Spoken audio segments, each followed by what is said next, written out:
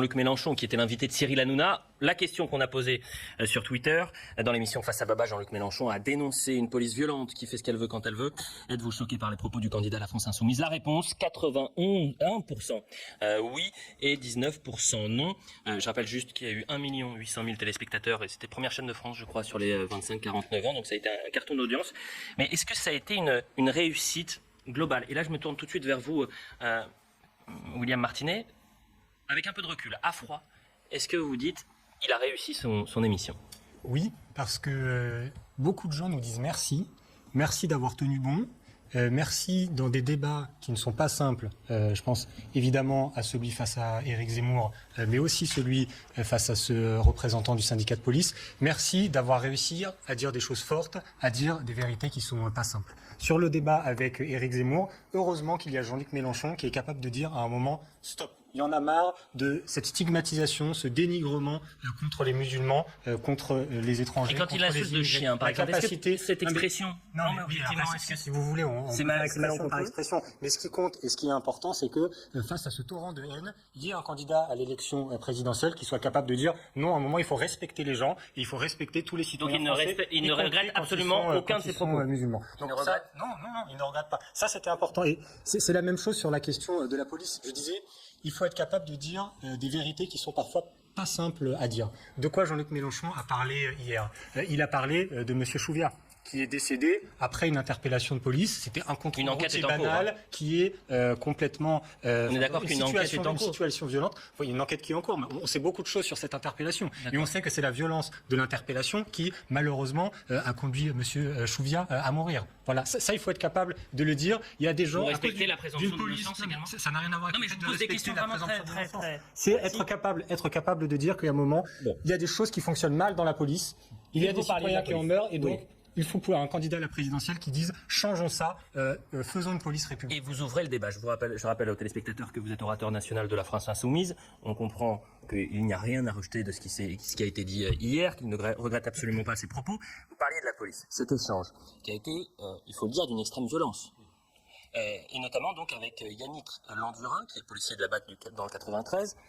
Merci d'être avec nous, François Bersani, porte-parole du même syndicat, Unité SGP Police Île-de-France. On va regarder cette séquence. Alors évidemment, l'échange dure une dizaine de minutes. Donc on l'a réduit, mais ça donne le climat, la couleur. Et on en débat ensuite. Moi, je suis en BAC depuis 5 ans et ça fait 20 ans que j'exerce en Seine-Saint-Denis, sur la voie publique. Je suis pas caché dans un bureau, je suis sur la voie publique. Là, j'ai travaillé cette nuit. Mes 2 dernières interventions en tant que BACeux, ça a été d'aller au secours de 2 femmes qui se faisaient battre par leur mari à 3h du matin. C'était ça l'intervention de BAC, c'est ça la BAC. C'est pas autre chose. C'est pas vos caricatures et vos amalgames que vous dénoncez d'ailleurs quand on parle de la communauté musulmane, et vous avez raison. Vous faites la même chose avec la police nationale et ses fonctionnaires. Exactement la même chose. Vous m'entendez? Je crois à la police républicaine. Et pour qu'il y ait une police républicaine, il faut qu'on cesse avec les gens qui se comportent comme vous vous comportez, vous-même, personnellement, parfaitement. Mais votre histoire, on la raconte? Avec plaisir. Comment vous avez blessé un jeune de 16 ans avec un ciseau? Vous pouvez m'expliquer comment c'est possible? Si vous me laissez parler, je vais vous le dire, aucun problème. Alors, racontez-nous qu'est-ce que c'est que cette affaire, Jean-Luc Mélenchon. C'est lui qui la raconte ou c'est moi qui la raconte? Avec lui, c'est normal. C'est lui l'accusé. C'est moi l'accusé? Bah, je vous accuse. D'accord. Bah, normalement, c'est la défense dans les pays normaux. C'est un monologue. Merci. Allez-y. Donc, ce qui s'est passé, on a contrôlé un groupe d'individus dont un était porteur d'un ciseau. Enfin, ils se battaient entre eux, en fait. Donc, un avait un ciseau. J'ai désarmé ce jeune avec ce ciseau, et lorsque j'ai attrapé par le cou, il a été blessé ici. Il a eu un point de suture, il n'a pas déposé plainte contre moi, j'ai appelé immédiatement le Vous l'avez procureur. foutu en garde à vue, son père aussi. C'était pas pour ça. J'ai appelé le procureur et personne n'a suivi. Je n'ai pas du tout été mis en cause dans cette affaire. Moi, je vais Vous expliquer. collez en garde à vue le jeune, vous collez en garde à vue son père. Je suis pas candidat. Vous savez, oui, vous n'êtes pas candidat, mais moi je le suis. Et si je suis élu, le ministre de l'Intérieur, il permettra de continuer à exercer ce métier. Les policiers sont républicains. Vous n'êtes pas républicain. Non, monsieur, moi j'ai connu la police de monsieur Bernard Delplat. Vous m'impressionnez pas, c'est pas la peine de hurler. Vous n'êtes pas sur la voie publique. Présidentielle. C'est ça. Yannick, vous dites que... Vous obéirez comme les autres. J'obéis parce que moi je suis républicain. Exactement. Vous serez pas la loi, monsieur. Alors, il y a tellement de choses à dire autour de cette séquence, mais je veux quand même votre réaction. François Bersani, j'imagine que vous avez vu la séquence soit en direct, soit en replay, bien évidemment. Quelle a été votre première réaction? Alors, ce qui est très intéressant, Elliot, c'est dans les propos de Monsieur Martinet, et c'est d'ailleurs souvent les propos tenus par les orateurs au pluriel de la France insoumise, c'est que Monsieur Martinet nous dit il a eu le courage de dire des choses fortes et véhémentes, mais c'est pas le fait de dire quelque chose de fort, véhément et en injuriant le protagoniste que ce sont des vérités. Dire des choses fortes, c'est pas symbole de vérité. Alors nous n'avons pas été surpris dans le monde policier puisque Monsieur Mélenchon, mais comme ses collaborateurs de la France Insoumise ont l'habitude de labourer un sillon. Donc ils ont choisi déjà, il y a 2-3 ans de ça, un sillon, c'est être hostile à la police. Alors quand on leur dit vous êtes hostile à la police, tout de suite ils nous disent non, c'est pas toute la police, c'est cette police. Bon, on peut toujours aller chercher dans le dictionnaire la différence entre cette police et la police. Là c'est vraiment de la sémantique. Mais ils labourent un sillon électoral, hein, on est en campagne électorale, ils se disent qu'avec peut-être 8% des intentions de vote aujourd'hui dans les sondages, ils vont pouvoir amalgamer des anti-police, des antifas, des anarchistes qui sont contre l'ordre, et puis d'ailleurs dans les propositions qui sont très intéressantes, d'ailleurs je ne sais pas si on y reviendra, mais on assiste... la BAC, procéder à une représentation de la police, qu'il y ait une police loyale attachée au principe de l'État, j'imagine que c'est et quand M. Mélenchon vitupère sur le plateau en disant « vous obéirez quand je serai ministre de l'Intérieur ou quand je serai président de la République », il faut rappeler surtout à M. Mélenchon que les policiers obéissent déjà, hein, du gardien de la paix au commissaire divisionnaire, ils obéissent, hein, c'est une structure pyramidale, mais voilà, nous on n'est pas étonnés. Par contre ce qui est dramatique c'est que hier 10 policiers se sont suicidés depuis le début de l'année, et c'est vrai que ce police bashing permanent chez cette organisation politique, eh bien à l'heure où 10 policiers se suicident en même pas un mois, à l'heure où l'année 2020 par exemple 20 000 policiers blessés, enfin 27 000 même, agressions contre des forces de l'ordre, ça avait doublé depuis 2010, eh bien on a toujours comme ça cette frange. Juste sur le cas de M. Chouviat. Le débat est ouvert, William Martinet vous répond et ensuite on donne la parole aux autres. Pour avoir votre position sur le cas de Monsieur Chouviat, la personne dont je parlais tout à l'heure, qui est décédée après un contrôle de police qui a dégénéré et qui est devenu violent. Ce sujet-là, je l'ai posé sur la table. J'ai dit le problème que ça posait, à mon sens, dans une police, d'avoir ce type de comportement et avec ce résultat, c'est-à-dire des personnes qui meurent des suites d'un contrôle de police pour un contrôle des infractions au code de la route. Enfin, c'est quand même pas. On peut pas accepter que dans ce pays, on risque notre vie se fait contrôler par la police quand on est sur un scooter. Avant de laisser la parole, avant de passer la parole à nos autres. C'est pas un dysfonctionnement. Monsieur Martinet, avant de laisser la parole à nos autres invités, vous avez fait des études de biologie, bon, vous n'avez pas fait d'études de droit, donc je ne veux pas vous blâmer ce soir, mais sachez que lorsqu'il y a une plainte d'une victime, ça ne veut pas forcément dire que les faits sont constitués. Lorsqu'il y a une enquête en cours ou même une information judiciaire, ça ne veut pas dire que les personnes vont être reconnues. Non, mais attendez, laissez-le répondre. Non, mais juste laissez-le Si répondre. vous voulez transformer comme hier les plateaux en prétoire, puisque on se retrouve avec un dirigeant politique qui dit la parole est à la défense. Parce que malheureusement, il y a une impunité, c'est ça le problème. Il y a des éléments dans la police qui ont un comportement violent. Je parlais de Monsieur Chouviat, mais on peut parler d'autres choses. On peut parler de Madame Zineb Redouane, qui lors d'une manifestation des Gilets jaunes est décédée des suites d'un tir de grenade lacrymogène. Voilà, ça c'est un autre problème. Et on revient un point commun avec. Allez-y, et ensuite on laissera les autres répondre. S'il vous plaît. Le problème, c'est que la justice, elle ne se fait pas. C'est pour ça que nous disons ce que je vous propose. Attendez, s'il vous plaît, Laurent, et à tous, parce que ce sujet est très important, parce que on voit qu'il y a déjà autour de ces questions-là une réelle violence, et je veux qu'on arrive à y répondre calmement, sereinement, parce que vous posez des faits. Qui sont graves aussi, il faut dire, c'est des situations qui sont gravissimes, et il ne faut absolument pas que sur ce plateau il n'y ait d'amalgame. Vous vouliez réagir, ensuite Laurent Jacobel. Je donnerai juste un chiffre, Monsieur Martinet. Les effectifs de police en France représentent 7% de la fonction publique. Aujourd'hui, 55% des sanctions qui sont prises au sein de la fonction publique, eh bien, concernent des policiers. Donc quand vous essayez d'instiller l'idée que les policiers sont en autonomie complète, que les policiers ne sont jamais sanctionnés, ni pénalement, ni administrativement, que l'IGPN ne servirait à rien et qu'il faudrait la dessouder, eh bien c'est faux, Monsieur Martinet, vous avez des chiffres, je peux vous les transmettre, il n'y a aucun souci, mais je pense que Monsieur Mélenchon, et j'en finirai là, hier ne connaît pas les affaires de police, et quand on ne connaît pas les affaires de police, on dit beaucoup de bêtises, et hier, on a eu une densité de bêtises au mètre carré très importante. Est-ce que vous comptez porter plainte? Est-ce qu'il peut y avoir des recours judiciaires après les propos tenus hier par Jean-Luc Mélenchon?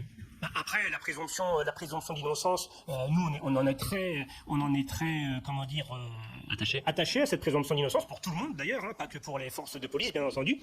Maintenant, si les personnes s'estiment avoir été lésées, avoir motif à se plaindre, Laurent Jacobelli.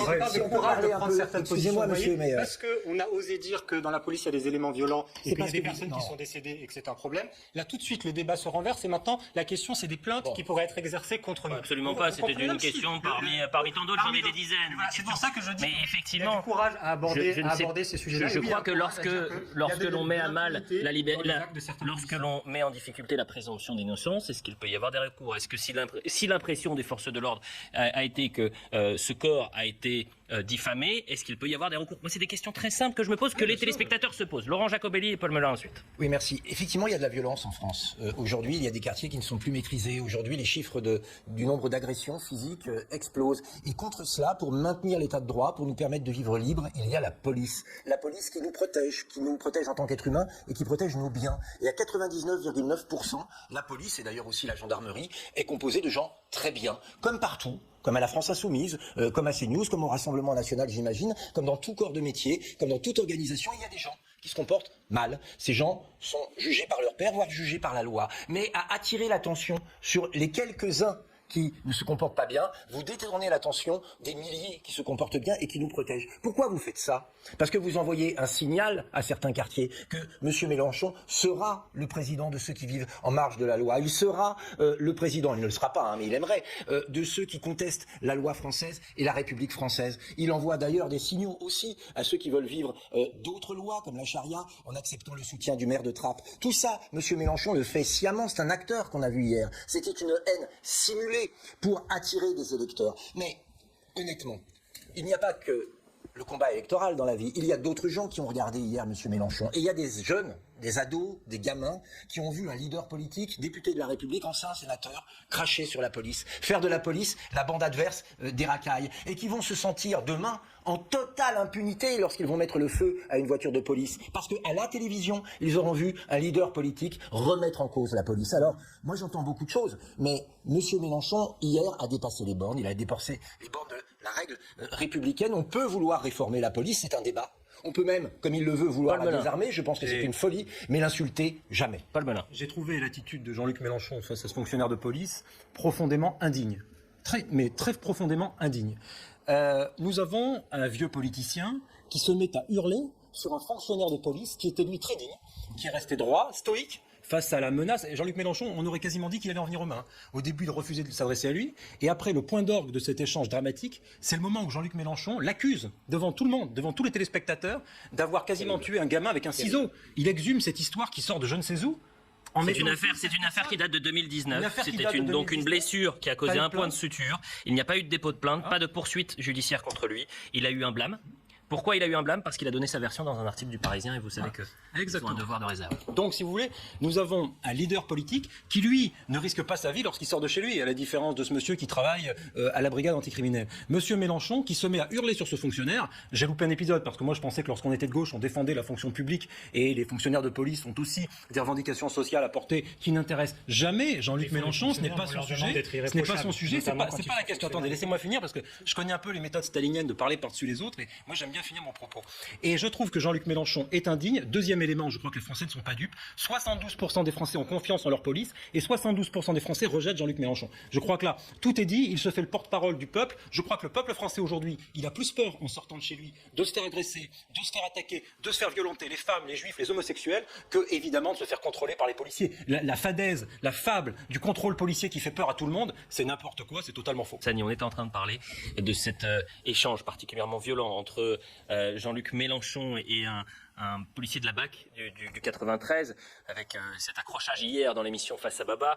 On a consulté nos téléspectateurs sur Twitter. Alors c'est une consultation, c'est pas un sondage bien évidemment, mais ça donne une certaine couleur. 81% se considèrent choqués par cet échange-là et 19% non. Une question toute simple, William Martinet, et vraiment je la pose.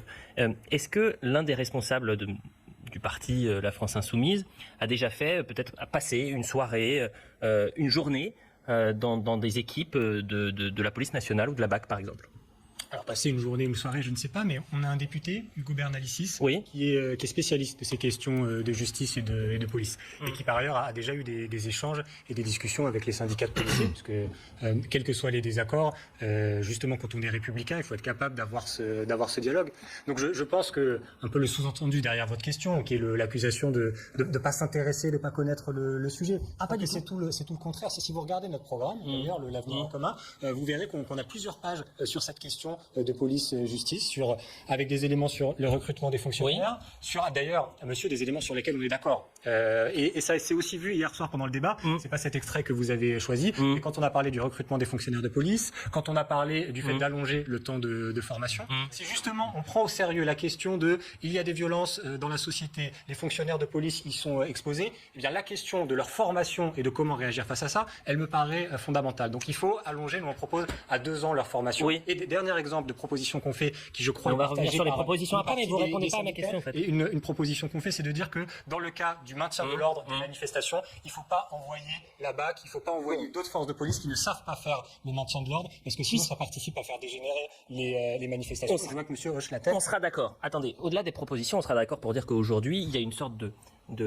divorce, ou en tous les cas de rupture, entre les forces de l'ordre et la France insoumise. Et malheureusement, juste la population. Bon, alors, pour éviter qu'il y ait ce divorce, pour essayer de renouer le lien. Non, mais attendez, répondez juste à mes questions qu'on puisse avancer. Pour renouer ce lien, est-ce qu'il ne serait pas intéressant que l'un des responsables, ou responsable de la France insoumise, puisse passer une journée, une soirée, avec une brigade anti-criminalité. Un mois aussi, parce que Jean-Luc Mélenchon avait l'air de dire que ça m'intéresse pas hier. Le sujet n'est pas là. Le sujet, je pense, si, bien évidemment. c'est comment renouer, faire le lien entre, allez, on va dire, un bon tiers des Français, qui est extrêmement défiant vis-à-vis des forces de police, qui justement a la conviction, malheureusement, que la police, ou en tout cas certains éléments de la police, ne sont pas là pour les protéger, mais qui peuvent poser des problèmes. Comment est-ce qu'on renoue ce tiers de Français avec la police? Et pour ça, je pense qu'il faut revoir les choses de fond. Thierry Clair, secrétaire général adjoint à UNSA Police, qui a réagi après cette séquence. On l'écoute et on continue d'en débattre. Jean-Luc Mélenchon n'en est pas à son coup d'essai. Il a des mots qui sont durs, qui sont choquants, qui sont diffamants. Il ne respecte absolument rien. Il ne respecte pas la présomption d'innocence. La République, c'est pas lui. La République, ce sont les lois qui l'obligent aussi au respect en tant qu'élu de la République. Je pense que ça, il l'occulte totalement. En termes de leçons à donner, en plus, je pense qu'il est vraiment mal placé. Souvenons-nous du comportement qu'il a pu avoir lorsque nos collègues enquêteurs, sous le couvert de la justice, ont fait leur travail de perquisition dans ces locaux, dans le cadre d'une enquête qui était menée. Là, il jette l'opprobre, il jette le discrédit, il n'en a rien à faire de la présomption d'innocence, auquel ont droit tous les citoyens, mais les policiers également. Je pense que ce genre d'attitude qui est la sienne jette vraiment de l'huile sur le feu dans le cadre des rapports police-population. Et ces propos qui sont totalement outrageants, diffamants, je veux dire, au bout d'un moment, on ne peut pas en rester là. Qu'est-ce qu'il cherche en fait? Il cherche à faire de la récupération de bas niveau, de caniveau, par rapport à des propos totalement gratuits, en ne respectant pas la présomption d'innocence. Je veux dire, ça suffit. C'est pas Jean-Luc Mélenchon qui provoque le problème de relation entre la police et la population. Mais il n'y en a pas. Ce qui fait ce problème-là, c'est que par exemple, si vous êtes noir ou arabe, parce que c'est que vous vous déplacez si vous êtes noir ou arabe et que vous vous déplacez à la gare du Nord, vous avez 8 fois plus de risques de vous faire contrôler par la police. Ce qui fait de si vous êtes noir, c'est les sociologues. Les sociologues de la France insoumise. Il y a des gens, non, des sociologues du CNRS. Il faut travailler un peu vos sociologues. Ça s'appelle le contrôle aux faciès. Selon votre couleur de peau, vous n'êtes pas contrôlé de la même façon par la police. Ça, c'est 72% des Français ont confiance en leur police. Ça n'a rien à voir avec ce que je viens de dire. Si, vous étiez en train de dire qu'il y a une défiance des Français envers la police. Laurent Jacobelli. Vous avez essayé d'être diplomate et de dire réconcilions la France insoumise avec les policiers. Moi, quand je vois Jean-Luc Mélenchon, le tout pour le tout. C'est bien. Quand je vois Jean-Luc Mélenchon sur une estrade dire et reprendre tout le monde déteste la police. On la regarde la séquence. Je pense que c'était c'est jeudi. possible. On regarde la séquence. C'était jeudi. Je pense qu'on ne peut pas les réconcilier. On regarde cette séquence. Et justement, vous continuez. C'était jeudi, donc.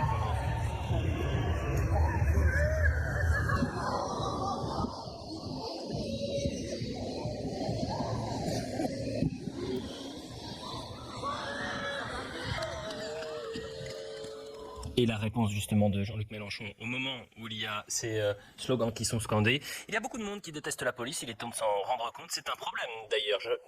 Qu'en pensez-vous? Moi je pense qu'il faudrait que les voyous détestent encore plus la police parce qu'ils en ont peur. Aujourd'hui malheureusement... 30% de la population, pour vous, si je reste sur ce sondage, ce sont les voyous. Laissez aussi terminer les autres. Compte, quand même. Laissez terminer les autres aussi. J'ai bien compris votre méthode, mais empêcher les autres de parler, dire je suis le chef et vous m'obéirez, c'est pas des méthodes en démocratie. Il va falloir que vous appreniez que l'Union soviétique c'est fini. En tout cas c'est pas sur ce plateau. Merci.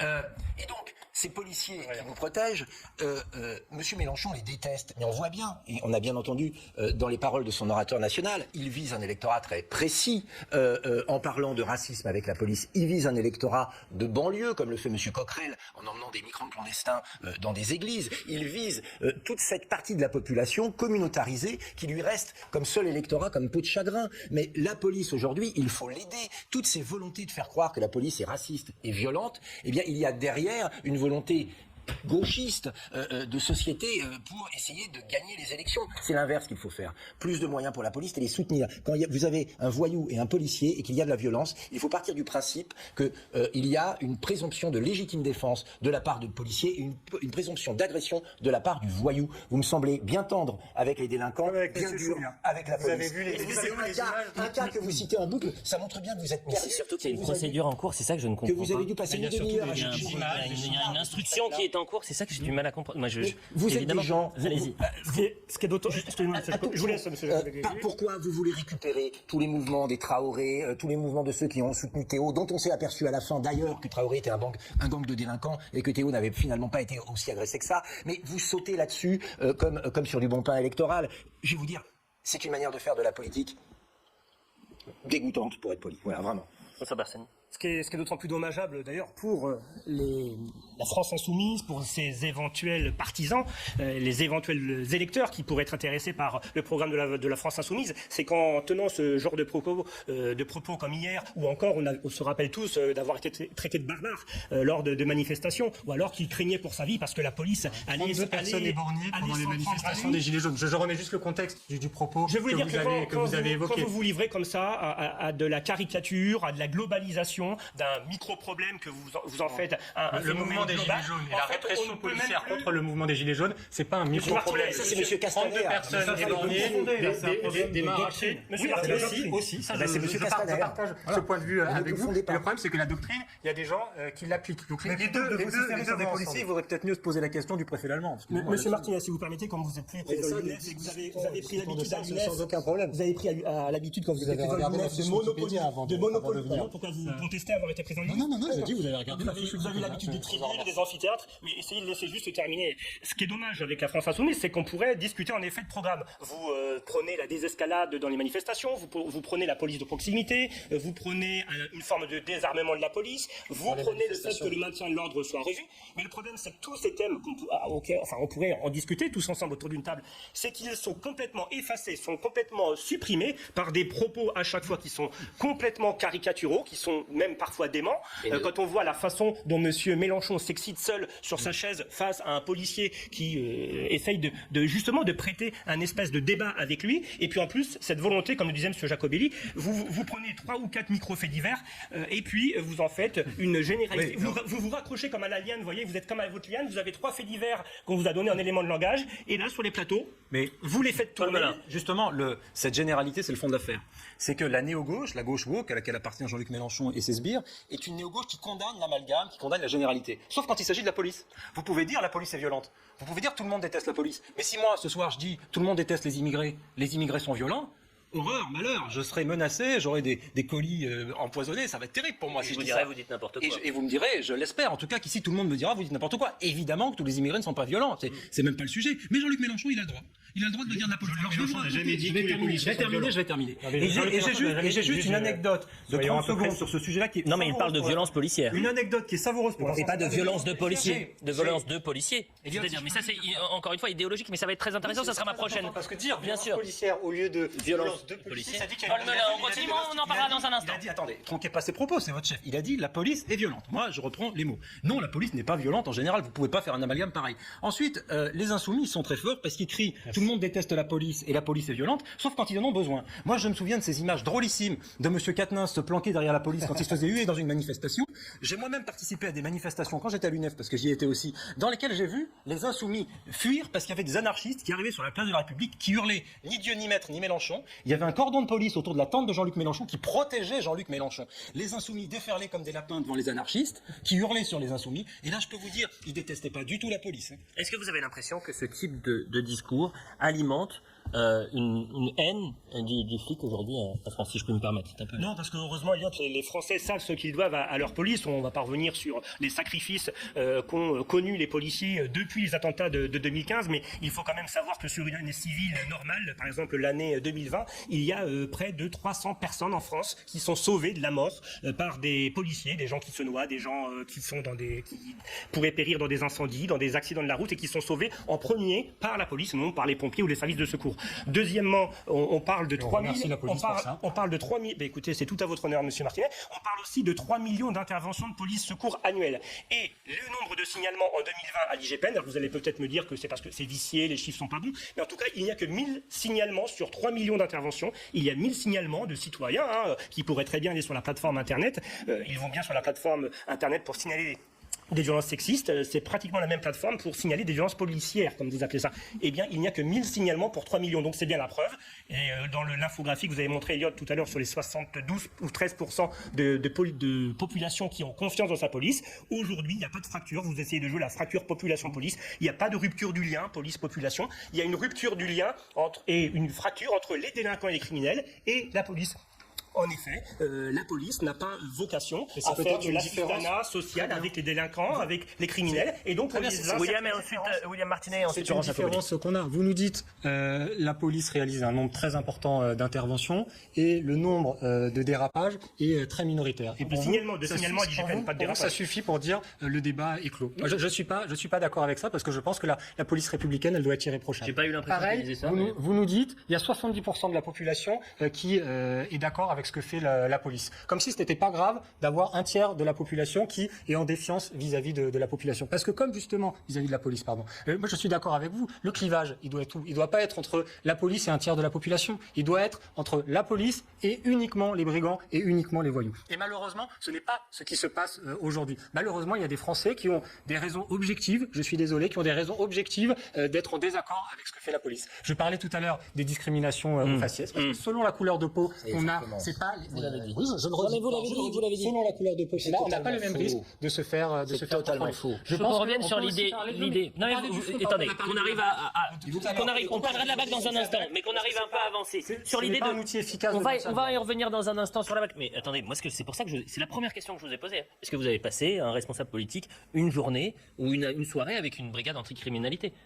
Faites-le et peut-être qu'après vous arriverez à vous dire effectivement ça sert à rien, ne serait-ce qu'une journée. Même 3 heures, faites ça pendant 3 heures. Il y a plein de gens qui ont travaillé sur l'idée de violence policière. Et ça c'est un changement idéologique qu'il n'y avait pas, je pense, avant du côté de Jean-Luc Mélenchon. Aujourd'hui, la France Insoumise parle de violence policière et ce qui laisserait entendre qu'il y a une violence systémique dans la police. On est d'accord.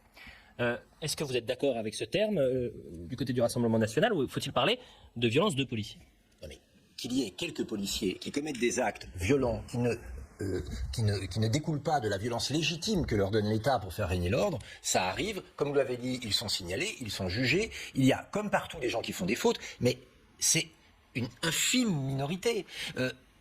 Ceux qui travaillent dans la police et qui regardent cette émission, qui ont regardé l'émission d'hier, moi je me mets à leur place, ils doivent être dans une tristesse totale. C'est-à-dire que certains se lèvent le matin avec la peur au ventre, ils vont faire leur mission, ils ne sont pas soutenus par le gouvernement, pas soutenus par les préfets. On leur dit vous n'allez pas dans tel quartier, vous ne poursuivez pas tel type d'individu. Quand par hasard, ils en arrêtent un parce qu'on les laisse faire. Le lendemain, ils se retrouvent à nouveau face à lui, ayant le sentiment que leur travail ne sert à rien et de remplir systématiquement le tonneau des nanaïdes. Ils rentrent chez eux, ils allument la télévision, ils se font insulter. Mais c'est quand même hallucinant, le tout pour un salaire dont on pourrait parler. C'est l'inverse qu'il faut faire. Il faut les réarmer moralement, leur dire on est avec vous. Il y a présomption d'innocence et de légitime défense quand vous utilisez la force. On a besoin de vous pour ramener la France dans certains quartiers. On ne doit pas vous interdire d'y aller. La police, c'est notre honneur, c'est notre force, c'est la démocratie. Et moi, ce que j'aimerais, je lance une idée ce soir, c'est que demain, quand des citoyens passent devant des policiers ou des gendarmes, ils leur disent merci. Parce qu'il faut leur dire merci.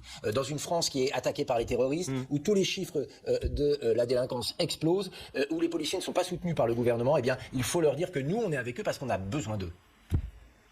François Martinet, qu'est-ce que vous répondez à ça ? La question de la violence policière, c'est très intéressant si ça permet d'avoir un débat de fond. Pourquoi on ne se contente pas de dire il y a de la violence de certains policiers ? Et pourquoi on parle de violence policière ? Parce que je pense que cette violence, elle procède de deux choses.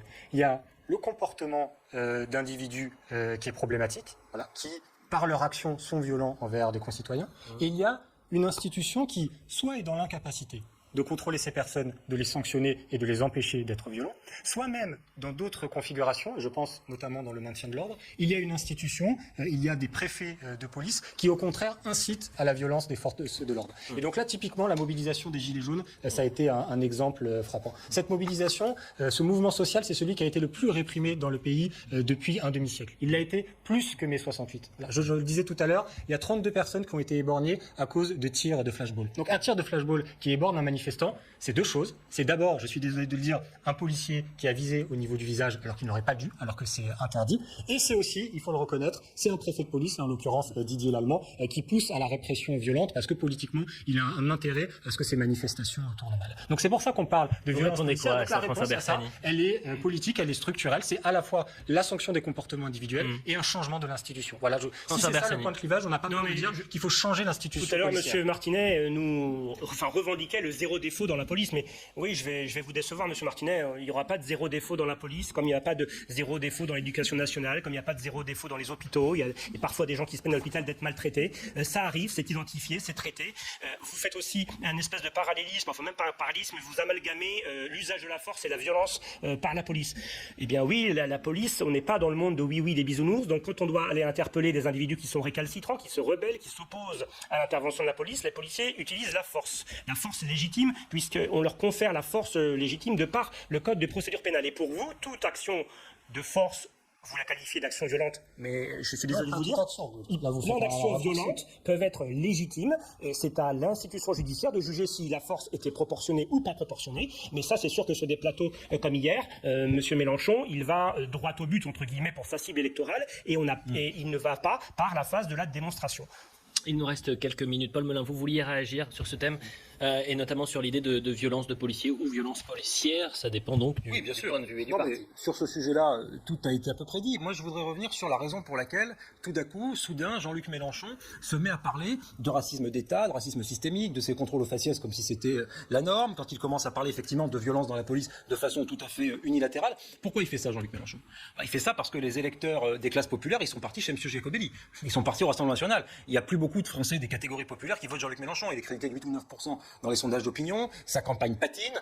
Et effectivement, le Jean-Luc Mélenchon de 2012 ou celui des années 90, ce sénateur socialiste, il est loin. Et il y a eu un Jean-Luc Mélenchon, effectivement, que moi personnellement j'ai admiré il y a un temps, qui était un Jean-Luc Mélenchon qui était extrêmement solide sur les sujets d'écologie, extrêmement solide sur les sujets sociaux. La mayonnaise, si je puis dire, n'a pas pris. Donc il s'en est remis, effectivement, c'est cette néo-gauche, ce wokisme, il s'en est remis, si vous voulez, à ces sujets de défense, non plus de la veuve et de l'orphelin, mais des délinquants. En expliquant finalement qu'il y avait ces violences policières, que l'État était raciste, etc. Et ça, c'est un changement de paradigme. Tout à fait. C'est un changement. Autour de lui, tout le monde le dit, y compris Madame Obono. Mais c'est un changement structurel et structurant de la gauche qui est dramatique parce que quand on fait un peu d'histoire politique des idées, d'histoire de la gauche, Jean Jaurès était un patriote. Dans son livre délicieux L'Armée nouvelle, il évoque ce que c'est qu'être de gauche, qu'être patriotique. Il nous dit un peu d'internationalisme vous éloigne du patriotisme, mais beaucoup vous y ramène. C'est ça, Jaurès. C'est ça l'héritage de la gauche. Et Jean-Luc Mélenchon, malgré lui ou à cause de lui ou à cause de son entourage, je ne sais pas, il est en train de verser dans une néo-gauche américaine qui, elle, effectivement, c'est Black Lives Matter, etc. C'est pas la tradition de la gauche française. Je veux qu'on termine sur cette proposition de Jean-Luc Mélenchon, c'est de démanteler la brigade anticriminalité. Déjà, en quoi elle consiste, cette brigade anticriminalité, François Bersani ? Écoutez, Eliott, vous êtes meilleur porte-parole parce que vous avez invité M. Martinet ou un des députés, puisque les députés tournent très souvent dans des services de police ou de gendarmerie pour reprendre le pouls justement du métier du travail difficile que vivent les 150 000 policiers de ce pays et les 100 000 gendarmes. Mais si en effet vous aviez tourné dans des équipages brigade anticriminalité, vous déchanteriez parce que en fait vous constateriez qu'aujourd'hui, le plus clair de leur temps, les brigades anticriminalité assurent des missions de police-secours. Ils vont secourir la veuve, l'orphelin, ils vont faire des interventions de tous les jours. Et les quelques interventions dont vous parliez en maintien de l'ordre, c'est Epsilon. C'est Epsilon, ça ne représente que... On est d'accord, il ne faut pas que ça arrive. Donc aujourd'hui, ils interviennent sur de la délinquance, sur de la criminalité et sur la police du quotidien, la fameuse police du quotidien. Et quand vous prenez la police de proximité, eh ben, il y a la brigade anticriminalité en grande... Est-ce qu'on peut faire sans la BAC aujourd'hui ? Non, on peut, parce que c'est une force de niveau intermédiaire entre les patrouilles de police secours et les services spécialisés. Par exemple, en cas de tuerie de masse, et vous devez savoir, Monsieur Martinet, que les premiers qui viendront au secours de la population parisienne et nationale d'ailleurs, eh bien, ce seront les brigades anticriminalité. Et c'est ce qui s'est passé, si je dis pas de bêtises, au Bataclan. Et vous répondez quoi à ça, William Martinet ? Pourquoi ? Non, mais d'abord, vraiment répondez sur ces deux policiers de la BAC qui sont intervenus très rapidement donc au Bataclan. vous voulez que je dise Savoir pourquoi, est-ce que c'est un élément essentiel? Pourquoi supprimer la BAC? Pourquoi supprimer la BAC? Voilà, on est d'accord. Pourquoi supprimer la BAC? Parce que la création de la BAC, c'était un objectif d'avoir des brigades de police qui soient capables de faire du flagrant délit. C'est-à-dire qu'elles aient une capacité d'être plus rapidement sur le terrain pour l'interpellation des bandits. Ce qu'on constate dans les faits, c'est qu'en réalité, c'était pas du tout ça. Est-ce que vous me permettez de vous couper parce qu'il y a la c'est ce que vous publicité? avez dit. William Martinet, je rappelle que vous êtes orateur national de la France Insoumise. Pour les téléspectateurs qui nous rejoignent et qui n'ont pas vu le début de l'émission, est-ce que à froid, vous vous dites aujourd'hui, Jean-Luc Mélenchon était peut-être allé un peu trop loin dans ce débat sur le fond, peut-être pas sur le fond, mais même sur la forme avec ce policier, et qu'il regrette ses propos? Là, vous montrez les échanges les plus tendus, mais C'est une séquence qui a duré une dizaine de minutes. Oui, bien sûr. Mais cette émission, ça a permis aussi à Jean-Luc Mélenchon de porter des propositions sur le fond. Et donc, vous évoquiez tout à l'heure le sujet du démantèlement de la BAC, qui est une des propositions qui est au programme de la France Insoumise.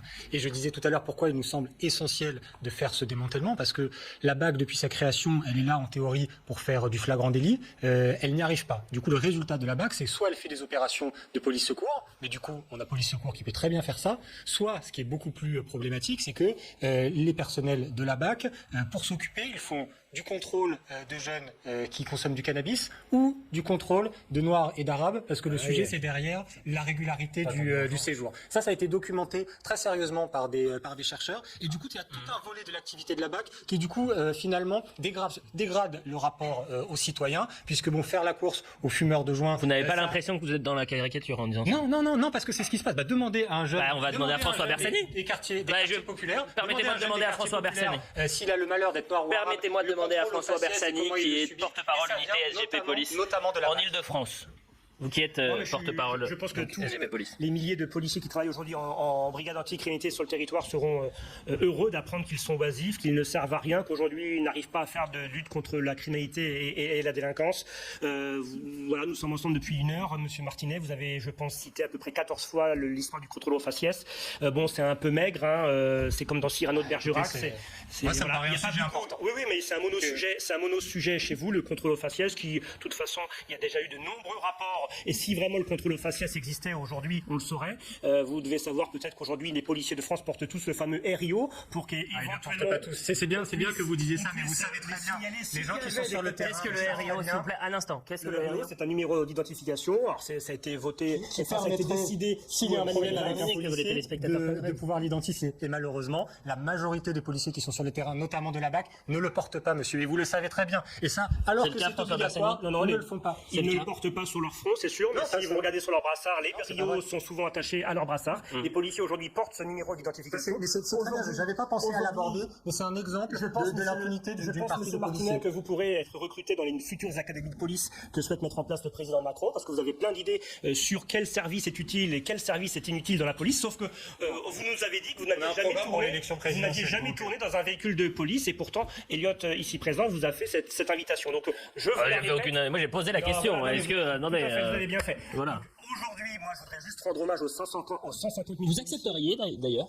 Avec de toute façon, les demandes des hommes, femmes politiques, des parlementaires, la demande est bien au-dessus des policiers de terrain. Hein. C'est l'administration qui autorise, bien sûr, systématiquement. C'est comme la visite des lieux de privation de liberté, que ce soit... Donc il est possible qu'un député de la France Insoumise... Ça existe sur mon département. Je rêve peut-être, mais il est possible qu'un député de la France Insoumise dans les semaines à venir puisse passer une soirée... La circonscription, c'est Alexis Corbière, qui se rend régulièrement dans le commissariat de Montreuil. D'ailleurs même, il appelle à construire un autre commissariat à Bagnolet. Allez, parce Paul Melun. On n'a pas parlé de ce sujet-là, mais il y a un problème d'inégalité territoriale. Par contre, vous avez parlé de quelque chose d'autre à l'instant qui, moi, m'a heurté. Vous instillez l'idée, à la France Insoumise, que la BAC, mais que la police en général, ferait une forme de chasse aux Noirs et aux Arabes, qu'ils en auraient qu'après eux. Ça, c'est fallacieux et c'est extrêmement grave, parce que vous parliez tout à l'heure du lien entre la police et la population.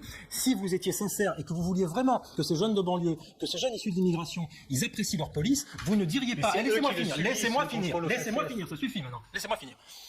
Et donc, ces fameux contrôles aux faciès, comme vous dites, ça c'est le mot savant. Mais en fait, ce que vous dites derrière, c'est qu'il y a un racisme dans la police, que tous les flics sont des racistes, machin, etc. C'est grave, c'est dangereux, vous exacerbez les tensions. Et à la fin, moi, effectivement, les remontées que j'ai du terrain, les amis qui travaillent dans la BAC et qui m'aident pour mes bouquins, ils me disent que quand ils sortent du commissariat, ils sont obligés de se remettre en civil quand ils sont policiers, qu'avant ils le faisaient pas, parce qu'ils se font traquer, ils se font agresser. Il y a un couple de policiers qui est mort à Magnanville, et des gens comme vous qui mettent de l'huile sur le feu en expliquant que les policiers sont des racistes, excusez-moi, c'est extrêmement grave, vous leur mettez une cible sur le dos. Oui, c'est extrêmement grave, et ce qui est encore plus grave, c'est que quand ce sont des leaders politiques de groupes d'extrême gauche, on n'est pas surpris, mais quand ces termes-là sont repris par le président de la République lors d'une interview à Brut, qui est un média censé atteindre le jeune public, quand le président de la République parle de racisme de la police, quand il parle de délit de faciès, c'est extrêmement grave parce qu'il envoie un signal terrifiant d'abord de manque de soutien à la police qui vit une vie très dure et qui se sent complètement lâchée par les autorités, mais il envoie aussi un signal à un certain nombre de délinquants, allez-y les gars, c'est gang contre gang, et moi